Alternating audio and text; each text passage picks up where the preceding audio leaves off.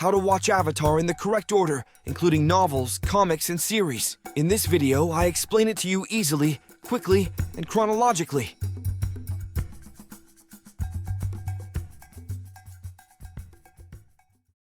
To start chronologically, you have the novels. Here you only have text, no drawings. We begin with Youngchen's novel, The Dawn of Youngchen, and continue with The Legacy of Youngchen.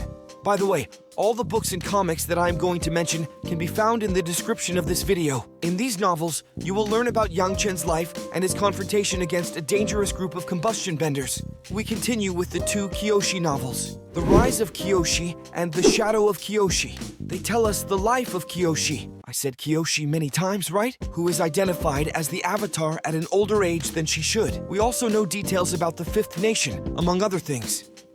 From this point, we skip ahead a few years and move on to The Last Airbender, the original series, which you can find on Netflix. Although if you search on Telegram, you might find something there. Wink, wink. Along with the series, there are two comics that go hand in hand and show us little adventures of the Avatar team, which are not going to change your life, but are interesting. To follow to the letter, I'm going to tell you how you should read them. You watch Season 1 of Aang, and you read the first part of the comic, The Lost Adventures, that says, Water Book. You watch Season 2, and read the second part of the comic, The Lost Adventures, as well as another comic called Katara and the Pirate Silver.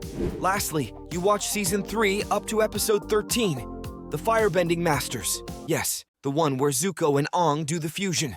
And then you read the comic Suki Alone, which, by the way, that story is pure gold. After that comic, you can finish the series plus the last part of Lost Adventures. Immediately after the end of The Last Airbender, the Promised Trilogy follows. There, we will see the decisions of Fire Lord Zuko and Aang regarding the Fire Nation colonies that remained in the Earth Kingdom. After this comic, the question that Zuko asks Ozai at the end of the series, "Where is Ursa?" would be answered in the trilogy, The Search. Plus, we would know what happened to Azula. Then we have the Rift trilogy, where we will see the foundations of Republic City, followed by the individual comic Toph Beifong's Metal Bending Academy. Later, Azula returns devising a plan to overthrow Zuko. We would see this in the Smoke and Shadow trilogy. Yes, dears, in case you didn't know where Zuko used Dragonfire, it's here. While this is happening, at the South Pole, things are changing a lot. And I mean, a lot. All this would be told to us in the North and South trilogy. Afterwards, Team Avatar returns to Cranefish City, where the events of the Rift took place, to resolve a problem between benders and non-benders. This happens in the last trilogy, Imbalance. That's all? Of course not, champion. In November of this year, the new Azula comic came out, continuing the events of Smoke and Shadow, Azula in the Spirit Temple. We would continue with the 2025 movie, which obviously hasn't come out yet, and we would continue with the entire Legend of Korra series.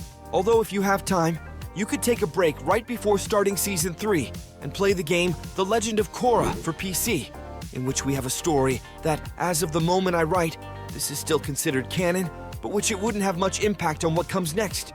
Now yes, you finish the series and continue with the comic Patterns in Time, where we will have a compilation of small stories and its two trilogies, Turf Wars and Ruins of the Empire. That's all for now. I'll probably update whatever's missing in the future. All comics and novels can be found at the link in the description. Please subscribe to the channel to support the creation of more content like this. We'll be seeing you next week with more. Bye-bye!